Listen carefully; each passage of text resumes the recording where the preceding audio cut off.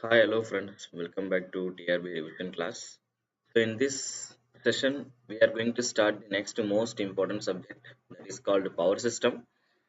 Hope you all done the revision of all the subjects that we have revised yearly. We have completed analog electronics, signals and system, electrical measurements, all the subjects successfully. And we have also seen what are all the important questions and how the questions will be framed from all the areas. We have given all the ideas. Since power system is a very big subject, I have noted down all the important formulas and the concepts that are required for your exam. So let me start from the beginning. In power system, we will be categorizing the power system into three major parts. First one is generation, and second one is transmission. At last, we are going to distribute the power whatever that we are generating here. That is what we are doing in power system. Now, though we are doing all these things, while in order to do all these things we need some kind of protection and other things you can observe. Apart from generation, transmission, distribution, we are also studying some other topics in the name of fault analysis, stability analysis, protection. And we all know, we must know the purpose of these three chapters. Of course, these three are very important, but without doing these things, we may not be able to generate the power, we may not be able to transmit, we may not be able to successfully distribute the power to the consumers. So, it is very important after the generation of the power, what are all the types of issues that we are facing. Majorly, the first problem it comes under in power system that we are facing is fault. There are two types of fault we know: open circuit fault and short circuit fault. But short circuit fault is the severe one that we are observing everywhere that we are facing in our power system. Because of this, a big problem is arises in on the substation, that is a stability issue. That's why we have a separate chapter how alternator is being affected during the faulted condition of power system, how to overcome that issue. That is what we are doing under stability. And while transmitting the power through the transmission lines, we are just observing that transmission lines are simply angled through the poles, over the poles, and it may cause a severe effect. And there are so many issues in the atmosphere. Some birds are sitting on the conductor, between the conductor. Trees are fall down. Conductors are touching some leakage conductor nearby house, the conductor which are traveling near to the trees, there will be some problems. Like there are so many natural phenomena which are directly affecting our power system.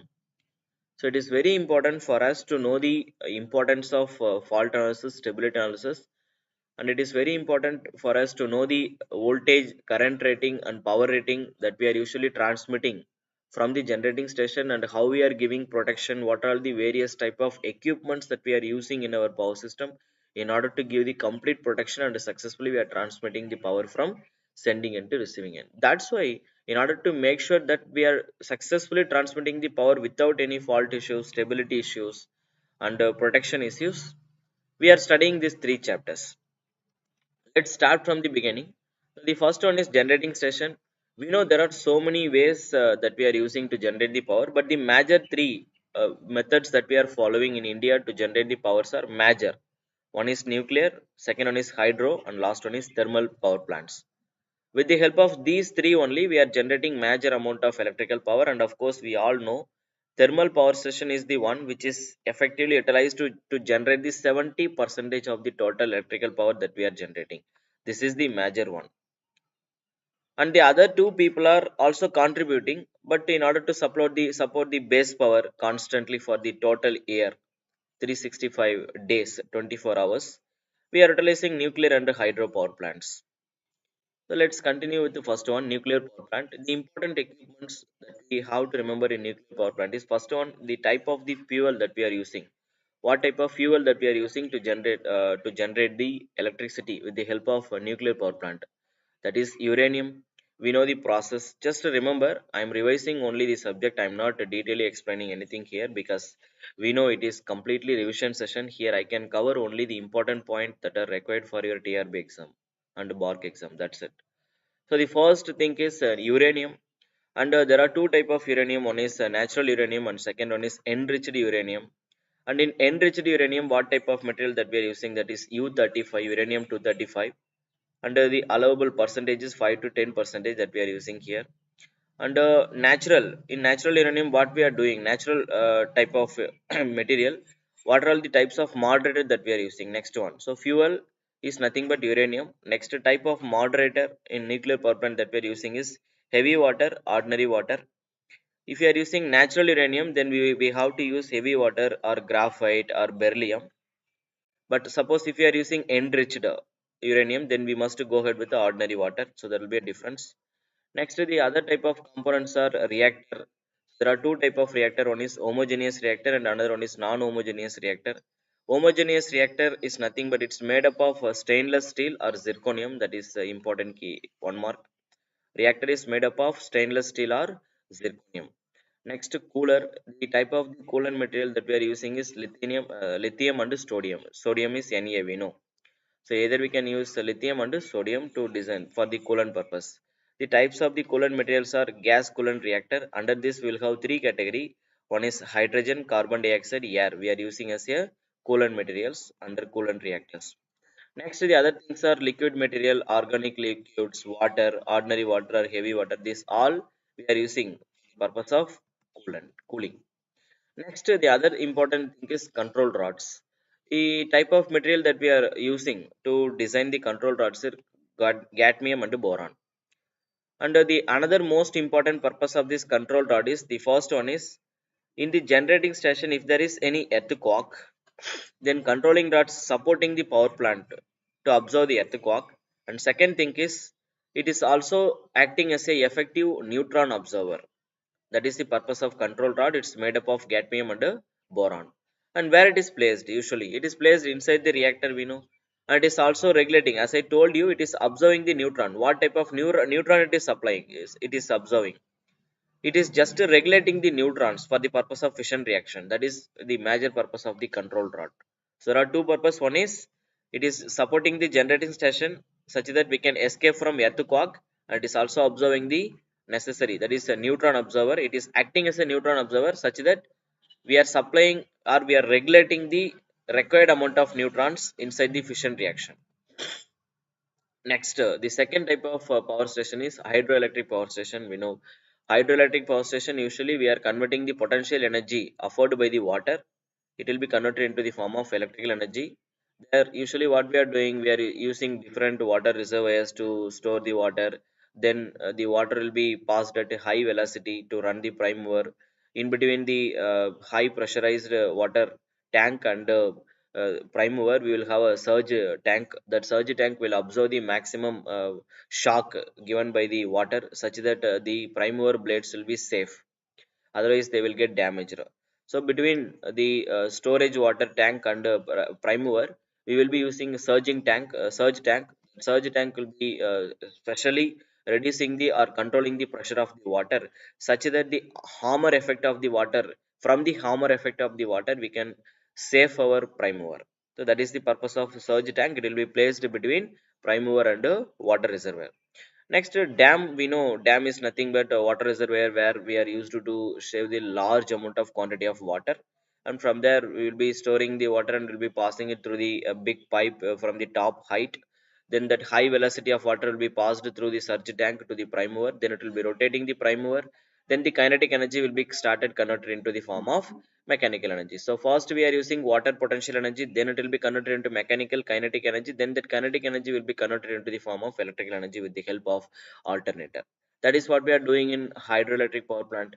Now the specific, from the specific height, at what specific speed we can run our prime mover. So it will be usually measured in metric units, and the formula will be the synchronous speed. Specific speed offered by the alternator depends on speed of the turbine that will be rotate. See, the speed of the turbine measured in RPM usually. Here the specific speed will be mentioned in metric unit. When they are requesting you to measure the specific speed based on the height and the synchronous speed, output metric power horsepower, then this is the formula to calculate this. Ns equal to n into root of p by h power 1.25. Sir, you should not forget this formula is very important. Next one is efficiency. You will be requested to calculate the output power delivered by the alternator when we are using hydroelectric power station. The output power formula is Q rho G into H into efficiency. Totally we will be having 5 terms here. If they are dealing with the input power, then we will be having only Q, rho, G, H.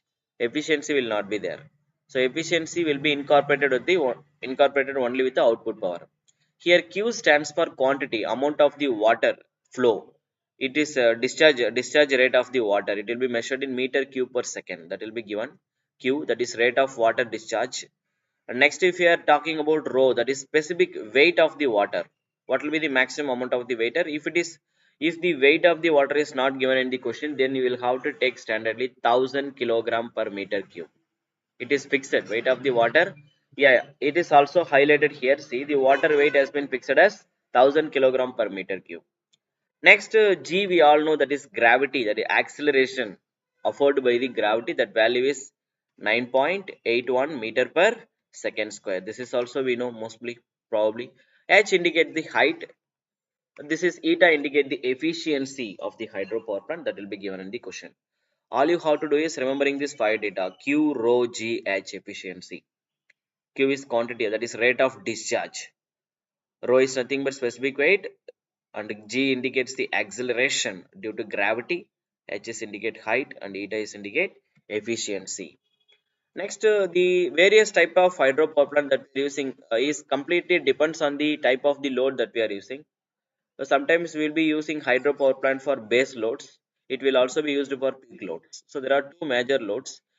Base load is the one which is always being there in the power system. See, base load means minimum demand of the consumers for the throughout year, for the whole year, 24 hours, 365 days.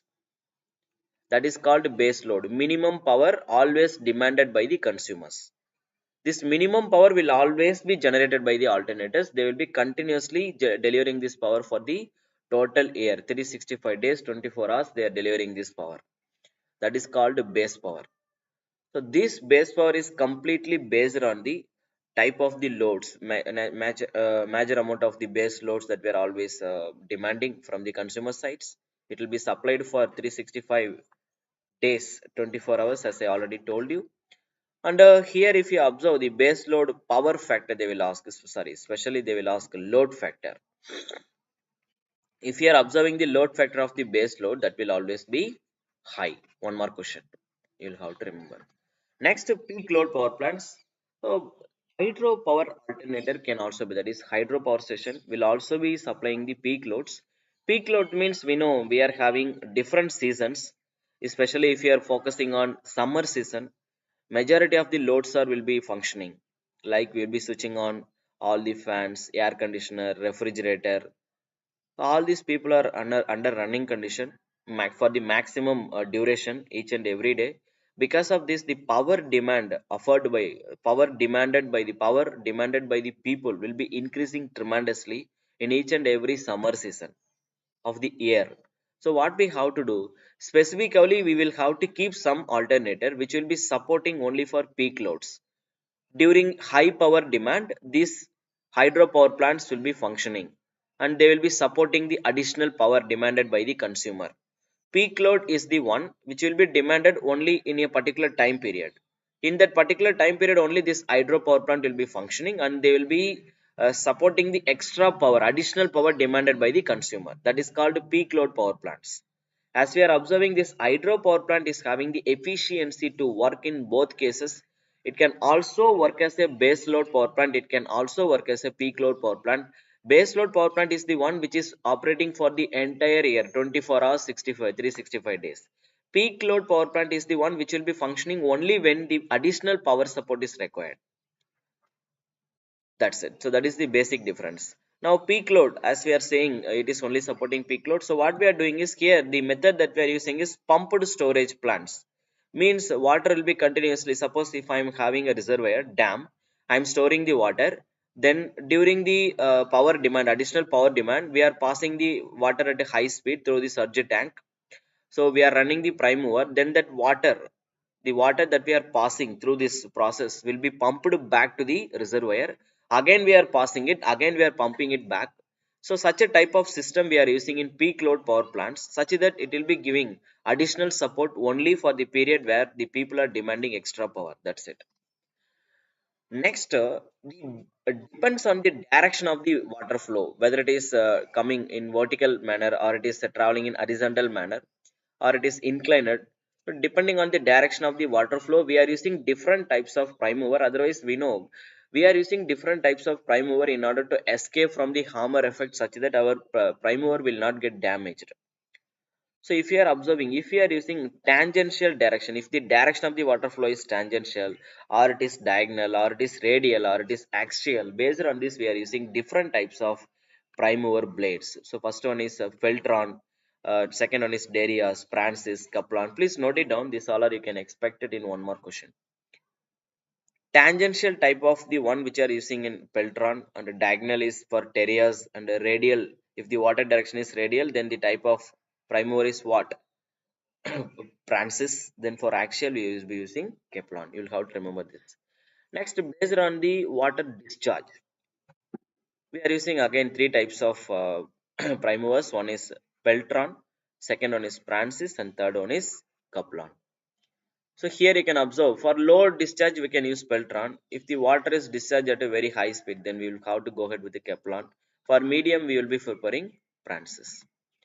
Next, based on the water pressure is impulse. You know the meaning of impulse, right? A huge amount of water hitting the prime mover at a very fast time period, very fraction of time period, at very fast manner. So for this, if you are passing these kind of water at a very high speed, then the best suitable turbine is Peltron for that. Kaplan Francis propeller for used for reaction. Okay, so you'll have to remember this. Next type of power plant that we are going to look at now is called steam power plant. If you are focusing on steam power plant, especially steam power plant, we know what we are doing. We are burning the coal. Then that while during the coal combustion, we are heating the water. So water will get converted into the form of steam. Then that high pressurized steam will be passed through the turbine. So turbine started rotating. Once again, kinetic energy will be converted into the form of electrical energy. So what we are doing here, we are doing various process here. First, we are converting the heat energy. Heat energy will be converted into the form of steam. It is boiling the water. Then that boiled water will become a high pressurized steam. That high pressurized steam will be safely passed at a very high speed through the turbine. So it is rotating the turbine. Then kinetic energy will be converted into the form of electrical energy. This is what we are doing in steam power plant. So the major equipments that you have to remember in steam power plant is, first one is superheater. Who is this superheater? Usually what will happen is, we are burning the coal, it is boiling the water, but still I need more high pressurized steam. In order to increase the temperature of the steam after boiling the water, we will be using superheater, such that a high pressurized steam will be generated and it will be passed through the various valves to the turbine. So superheater is mainly focusing on increasing the temperature level of the boiled water once it is boiled with the help of that combustion process of coal. The next one is economizer. Economizer is the one which is heating the feed water. Feed water means, we know we are bringing the water again back. What we are doing here, first step, we are burning the coal. While burning the coal, water will be converted into the form of water will be boiled, then it will be converted into steam. Then high pressurized steam will be passed through the turbine. Then that high pressurized steam once again converted into the form of water. Again we are heating the water and pumping back to the boiler. That is what we are doing through the economizer. So we are feeding back. The water will be pumped back to the boiler. Again, while pumping back, we are also increasing the temperature of the water. We are giving additional support. That process also will be done in economizer. Next one is condenser. Condenser will be placed between economizer and after crossing. See, the high pressurized steam, once it is crossing the turbine, next, immediately it will be crossing the condenser, such that the steam work is over. Steam work is to rotate the turbine. Once it is started rotating, then that energy, steam is crossing the turbine, then it is crossing the condenser. There, the steam will be, condenser is supporting the steam to convert it into the form of, once again, what it is doing, converting into water, where it will be placed after the turbine. The steam will be again coming back through the condenser, then it is crossing, it will be converted into the form of water, then we are heating the water temperature again, it is pumped back to the turbine. Another most important point is electrostatic precipitator. What he is doing? We know we are burning coal. When the moment we are burning the coal, usually you might have observed that in the farming field, if we are what usually farmers do is they are manufacturing. We are farming sugar cans. Once we in the field, once the sugar can will be removed, then people used to burn this in order to go for next farming action. During that process, when the moment we are burning the field after removing the sugar can, you can observe that the dust particle will be started spreading everywhere throughout the entire area. This is what the same thing will happen. Even in while burning the coal also, a lot of dust will be started forming and it will be spreading everywhere. That is usually we are calling it as flue gases. From flue gases, this dust particle will be spreaded out. So what is our work is we will be keeping a separate chimney through the with the help of static precipitator, electrostatic precipitator. We are observing, we are collecting, gathering all this dust together, and it will be passed through the chimney to the atmosphere. This is what we are doing with the help of electrostatic precipitator. It is removing all the dust particles that is coming out of the flue gases and will be bypassed through the chimney. Next, air free heater. See, we know we are burning the coal.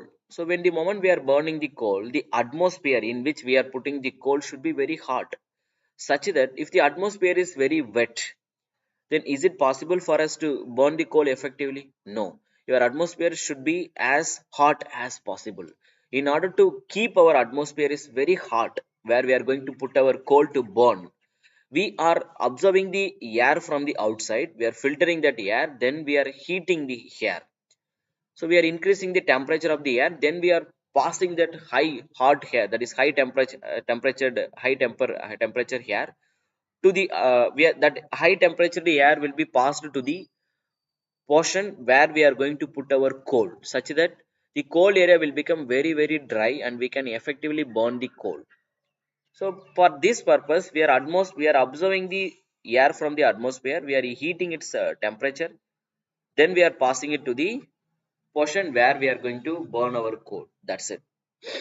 So that is for the purpose of effective combustion.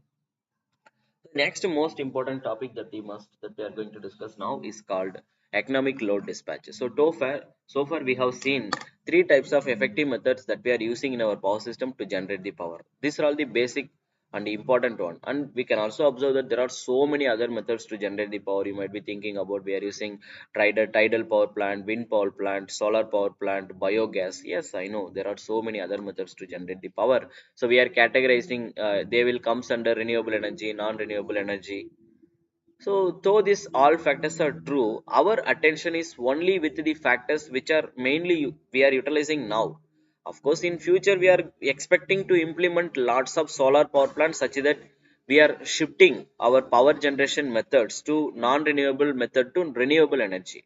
Renewable energy is the one which will be always supporting for the entire lifetime. Till this world will exist, we will have some renewable sources which is always supporting us to generate the electrical energy. So the best effective method that we are currently following is solar power plant. You can observe that slowly solar power plant will be implemented everywhere. But the biggest problem is the solar power plant is not the economic one. See, we need money for everything. We are not only doing power generation. We are doing so many things here. So, as a government, it should take responsibility for investment everywhere. Whatever the things that it is doing, it is very important how much amount of money that it is investing in a particular sector. So, in power generation, already we are investing crores and crores of money for the generation of power by using the previous methods that we are doing. And if you are comparing solar power plant amongst all these methods, it is very costly. Yes. So in order to generate some decent amount of less power, also we will have to invest the money in crores.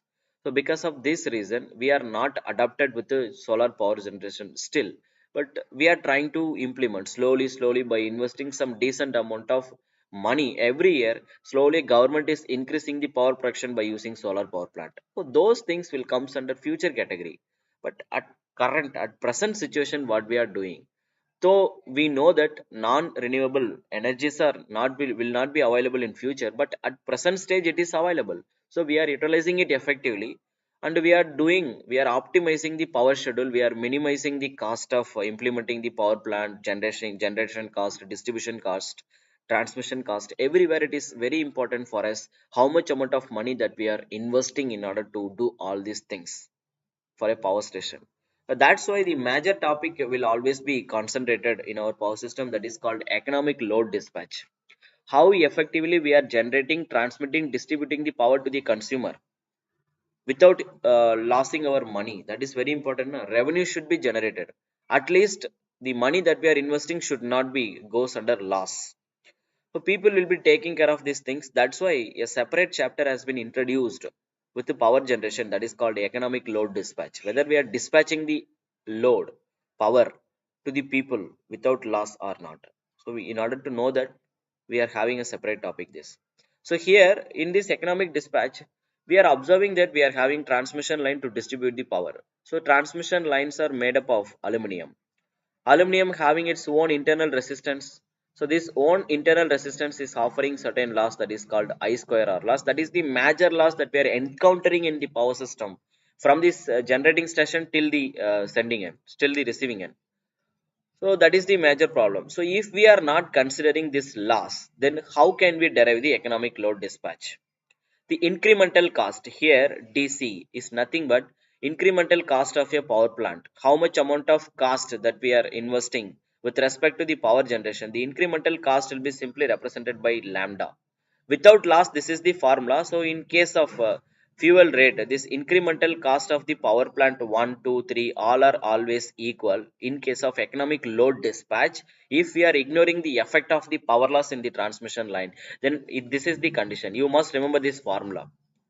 So the incremental cost rate is equal in every cases if we are ignoring the effect of power loss.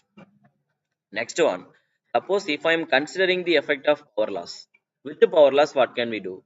With the power loss, if we are considering the power in both sides, for an example, let us assume there are two generating station 1 and generating station 2. We are having two generating stations. They both are going to supply the power for the load.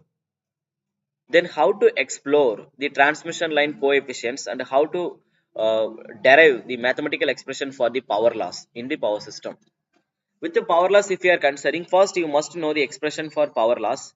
So here I wrote the formula B11 into power generated in the station 1, B22 into power generated in the station 2, and B12 you can observe twice of B12 into P1 into P2, that is power generation in station 1, power generation in station 2. Here B, you can observe B is nothing but transmission line coefficient. This is the transmission line coefficient offered by the generating station 1, transmission line coefficient offered by the generating station 2. So B12 is the transmission line coefficient offered by the transmission line that is fixed between the generating station 1 and the generating station 2. So by considering this mathematical derivation, we can easily explore the power loss when we are having two units of power generation, as I told you. So here in this line loss, we must know the loss factor, how to calculate. That is the formula for each and every power station. So what you have to do is, suppose if you are calculating this L1 means with respect to power station 1. So now take this loss coefficient, differentiate it with respect to P1, substitute that value in the denominator, calculate the value of 1 upon 1 minus dou PL by dou P1. That will give you the value of L1. Then multiply this factor with the fuel incremental cost that will be given in the question. Similarly, go to the power station. Take the same loss power coefficient, that is power loss equation. Now differentiate it with respect to power P2. Calculate the value of L2. What is the formula for L2, sir? L2 equal to 1 upon 1 minus power loss with respect to generating station 2. Substitute that value, again multiply it with the incremental fuel cost in station 2. Now you can equate them. By solving this, you will be getting one expression, and they will give additionally one more expression, total power consumed by these two power generating station, including the power loss. You have to remember this. When we are considering the effect of the power loss, then it is very important for us to know the important thing is your alternators are not only generating the power which is demanded by the consumers, they are also generating the additional power to reach the to support the additional losses. Suppose consumer is demanding 10 megawatt, whereas the line loss will be 2 megawatt. What we have to do? Alternator should generate two things. One is line loss plus additionally power demanded by the consumer. So now, when the moment we are considering the power loss, it is very important to remember that your alternators are supporting two things. One is power demanded by the consumer, and the second one is additional losses that we are observing in the transmission line. So in this class, we have completed economic load dispatch. I have given all important formulas. Still, there are few more factors that we have to consider in the economic under load economic dispatch. That is the important factors. I will derive all these things in our next class. For time being, we will complete the session with this. Do remember, whatever the things that I am covering, we are intentionally focusing on only two exams. Our major attention with the TRB and the second one is Barc exam. So whatever the topics that I am covering here, they are strictly related to only these two exams.